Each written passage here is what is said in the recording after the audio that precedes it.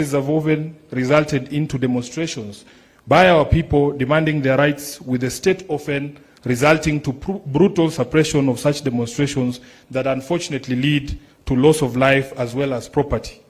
Acknowledging that the nation will not develop without reinforcing democratic governance and the rule of law, conscious that the decay in democratic governance is expressed through skewed allocation of resources, ethnic intolerance, and marginalization, corruption, and noting that devolution, though intended to strengthen democratic governance and development at the grassroots, is systematically undermined and starved of funds.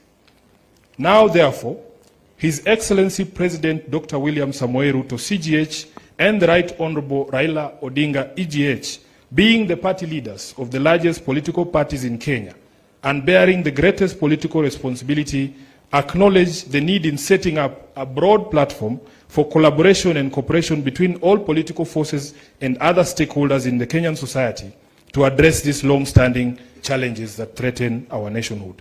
As a first step towards this collaboration, His Excellency President Dr. William Ruto, CGH, and the Right Honorable Raila Odinga did set up the National Dialogue Committee in the year 2023 and hereby make this resolution on the initiatives that must be undertaken to instill further confidence in the country. While this memorandum does not define the formation of a political coalition between the respective political parties, its successful implementation will inform the basis of steps towards the establishment of a progressive and stable country. Now, therefore, the two leaders commit and resolve to collaborate and cooperate with each other by conducting broad-based consultations between themselves on the key issues identified below. Number one, the full implementation of the National Dialogue Committee report, the NADCO report. Priority issues in the NADCO process, like the cost of living, youth unemployment, establishing a framework for the implementation of the 2/3 gender rule, have been the topics of discussion for far too long and now must be actualized. Number two, inclusivity in all spheres of public life. Kenya belongs to all persons, regardless of their ethnicity, religion, generation, or geographic location. All Kenyans are equal and all are entitled to an equitable budgetary resource allocation and opportunities in public appointments. Further, though the Constitution of Kenya is clear on the rights of minorities and the marginalized people in the country, not enough has been done, almost 15 years later, to uphold these rights by fully implementing the provisions of the Constitution. Third, protecting and strengthening devolution. Devolution must continue to be protected from any possibility of clawback on devolved functions, and more effort must be put at devolving all funds allocated to a devolved function, increasing budgetary allocation to counties, and ensuring the timely and predictable disbursement of devolved funds. Your Excellencies, allow me to now invite my counterpart, the Secretary General of UDA, the Honorable Hassan Omar, Senator, to continue with the rest of the document. I thank you. Your Excellency the President, Your Excellency the Prime Minister, Your Excellency the Deputy President, Your Excellency the Chair of UDA. Like my brother Sifuna, I can confirm that UDA has also processed this document through the necessary protocols that are established by our Constitution. Present here is the National Steering Committee, which is chaired by His Excellency the President, who I will not ask to stand. There's also the National Executive Committee of the UDA. Can you please rise for recognition? And we also have the UDA Party Parliamentary Group that is also present in this auspicious occasion. I will proceed from where my brother Sifuna left. Number 4, promoting and protecting the livelihoods of young people. Urgent and massive investment must be made in all high potential sectors of the economy, including mining, blue economy, agriculture, and ICT, to create sufficient employment opportunities that provide ways for young people to earn a decent living. Nationwide economic stimulus programs must therefore be initiated. Young people must also be mainstreamed in all political spaces to bring their voices to the table and their participation to the center of all activities. Number 5, leadership and integrity. Kenyans are concerned by the expression of opulence, accompanied by rude and arrogant conduct of public officers, and the apparent impunity that has followed the same. It must be enforced that the demeanor of public servants needs to reflect the dignity of their offices and the respect owed by them to the citizens of the Republic of Kenya. We must also urgently provide a legal and institutional framework for addressing conflict of interest among public servants. Number 6, the right to peaceful assembly and protest under Article 37 and compensation of all pending claims of abuse and derogation of their rights. Derogation of the rights to peaceful assembly and protest remains one of the most shameful realities of the excesses of the Kenya's law and order responses since independence. The effort to uphold this right must now involve not just the taking of responsibility by officers who break the law, but also by compensation of the victims of these derogations. An amnesty must be granted to all those who are charged for offenses based on the exercise of their right to peaceful assembly. The National Police Service must update their methods and processes of dealing with demonstrations and assemblies when they are held, and particularly when they have to be managed or contained. 7, the national debt. The urgent audit must be conducted of how much has been borrowed in the past and how it has been used. Going forward, we must stop the ballooning of the national debt and ensure accountability for future borrowing. Lastly, we must ensure that borrowed money is used in all manners that grants an equitable benefit to all Kenyans in every region of the country, since payments are made by all from taxes regardless of their locations. Number 8, the fight against corruption. Kenya needs to move from talk to action. We must move from the fight against corruption to winning the war against corruption. We must enhance the capacity of institutions that enforce accountability, and particularly the offices of the Auditor General, the Controller of Budget, and the Ethics and Anti-Corruption Commission. 9, stopping wastage of public resources and promoting government efficiency. A new ethos of public expenditure in both national and county governments must be inculcated in a manner that promotes austerity, justification, and effectiveness in the use of public resources. Number 10, protecting and promoting the sovereignty of the people, the rule of law, and constitutionalism. The rule of law requires that government and its officers to obey court orders and only challenge the validity of judicial pronouncements through legal processes. The spectre of abductions and extrajudicial killings do not bode well for democracy. Suppression of constitutional freedoms, including speech, expression, assembly, and media, must stop. Furthermore, political parties, being key pillars of democratic participation, must be strengthened. The two leaders resolve to respect the identity and integrity of all political parties and to ensure respect and implementation of the provisions of the Political Parties Act. The dialogue and collaboration between the two leaders shall achieve its objectives by A, holding regular consultations on pressing issues of interest to the people of Kenya. B, exchanging expertise and information on the best practices in governance and of the Republic of Kenya. Let me read that again. Exchanging expertise and information on best practices in the governance of the Republic of Kenya. And the two leaders shall deploy their political infrastructure to examine the above matters and any other issues requiring their attention, and shall engage necessary expertise that will assist them in addressing the matters arising. Signed, His Excellency Dr. William Ruto, CGH, Party Leader of the UDA, and also to be signed by His Excellency the Right Honorable Raila Odinga, EGH, Party Leader of the Orange Democratic Movement, on the 24th day of March 2025. Let us appreciate the two distinguished senators. And now, before I call my co-MC, may I request that the table be brought here? We have the dates. It's 7th of March. But you'll be able to see it actually. Before I call my co-MC, the Majority Leader, can I please request that table and seat to be brought here? And now, allow me to hand over the mic to my co-MC, a man I couldn't see eye to eye, but now I'm seeing eye to eye, Kimani Chungwa, to take over from there. Thank you very much.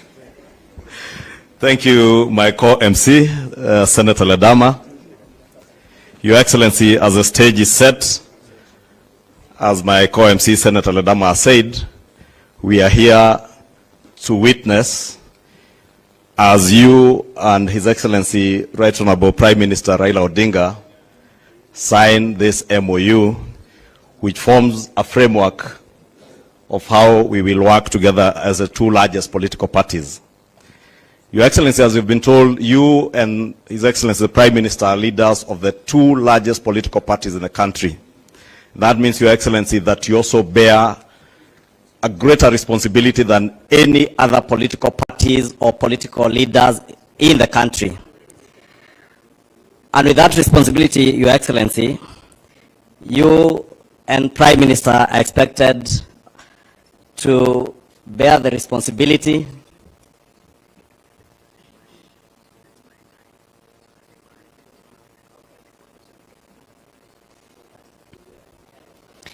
Thank you, Excellency. Your Excellency, I was saying, because you are leading the two largest political parties in the country, you also bear a greater responsibility to Kenyans and to the world. And part of that great responsibility is to ensure the unity of our country and the prosperity of our country. And as we have heard from the two SGs of the political parties, this will form a framework for the cooperation of you two as leaders of those parties and the unity of our country led by the two political parties, the two largest political parties.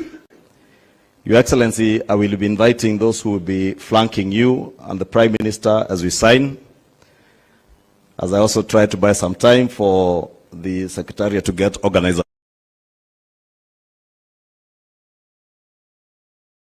As I also try to buy some time for the Secretariat to get organized a bit. And I will be asking that the leaders who will be flanking you as you sign, I will invite them to stage, and thereafter, after the signing ceremony, we will ask all the leaders that I invite up here to retreat back to their seats. And I will then invite just a few people to speak, led by the chairs of the two political parties. And Your Excellencies, you know that these two largest and national political parties, ODM and UDA, are also led and have chairs who are ladies. And that has ensured that even as have begun the mainstreaming of getting our women leaders mainstreamed in our political leadership. Without much ado, Your Excellency, allow me, since I have the SGs here, to invite the two chairs, Governor, Your Excellency, Governor Gladys Wanga, and Your Excellency Cecily Mbarire, our two chairs. Allow me also to invite the parliamentary leadership. In the Senate, I see the Honorable Ledama already on stage representing Honorable Madzayo. Let me invite Senator Aaron Cheruyot, the leader of the majority in the Senate. I am already on stage, so I will invite the Honorable Junet Mohammed, my compatriot and colleague in the National Assembly. Allow me also to invite the acting party leader of ODM and governor for Kisumu, Professor Anyang' Nyong'o, to the stage. And also invite the deputy party leader and deputy president, Professor Kithure Kindiki, on stage.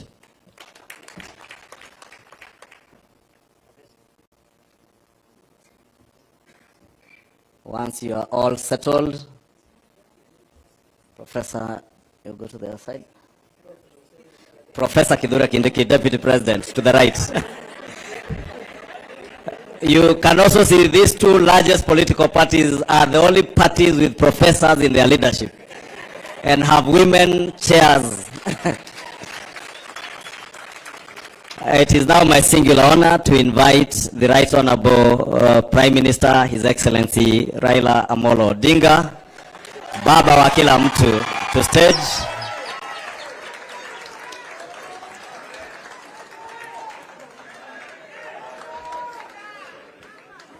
Another round of applause for baba wa kila mtu.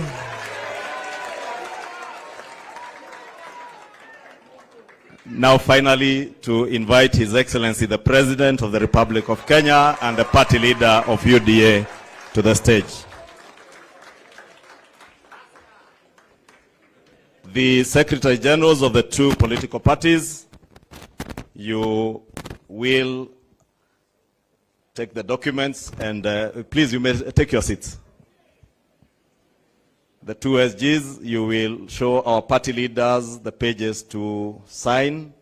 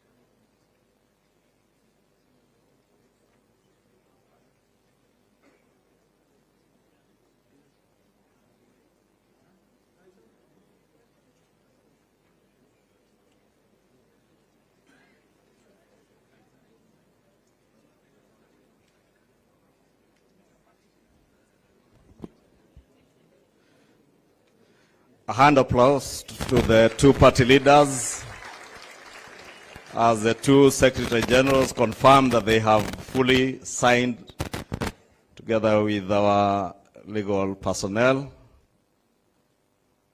Wakili Paul Mwangi and Wakili Kamodho Adrian. I will now invite the two Secretary Generals to display the closed copies of the memorandum that have been signed. Just in front there. You can open the first page, SG. There. Just open the front page and display for a photo session.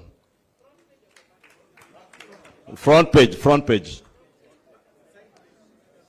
Front page. A hand of applause. I will now ask Your Excellencies to be the first to take your seats.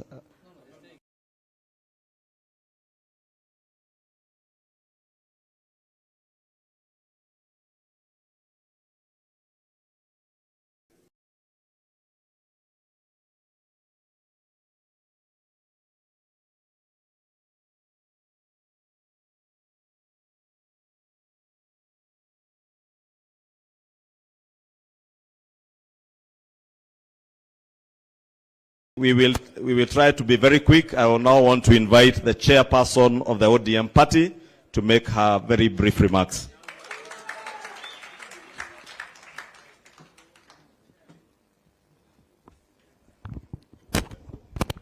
Your Excellency, President of the Republic of Kenya, Your Excellency Dr. William Ruto, Your Excellency Right Honorable Prime Minister and my party leader, Raila Odinga, all protocols observed. Your Excellency the Deputy President. The unity and stability of this country and the prosperity is not the responsibility of a few. It's the responsibility of all of us as a nation. And while we may have different political persuasions and come from different parts of the country and different schools of thought, nobody can fault unity. Nobody can fault equity. Nobody can fault not leaving anyone behind. Nobody can fault bringing this entire country together and making everybody in this country feel a part of this country. And that is why today this unity effort is appreciated. And I'd like to state it from my own school of thought, that this unity that you have put together today, Your Excellency and my party leader, is not about the two of you. Because Baba here has seen it all.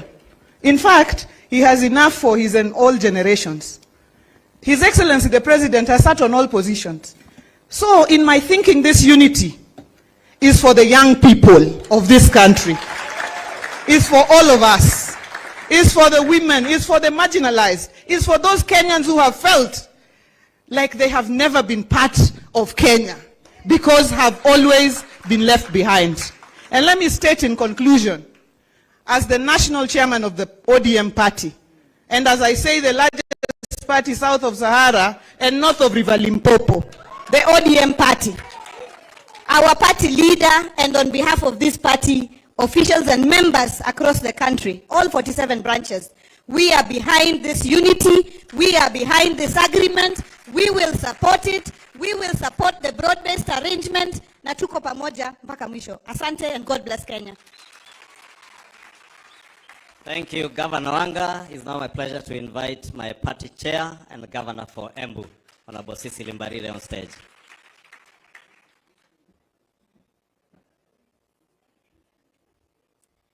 Your Excellency, the President of the Republic of Kenya, who is also the party leader of the UDA party, Your Excellency, Right Honorable Prime Minister Raila Odinga, who is also the party leader of the ODM party, our Deputy President, all protocols observed.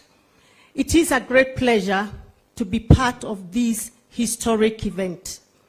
I want to begin by saying that today we are reminded yet again that the nation will always remain bigger than our individual and party interests. That indeed, at no time will our individual and party interests become more important than those of the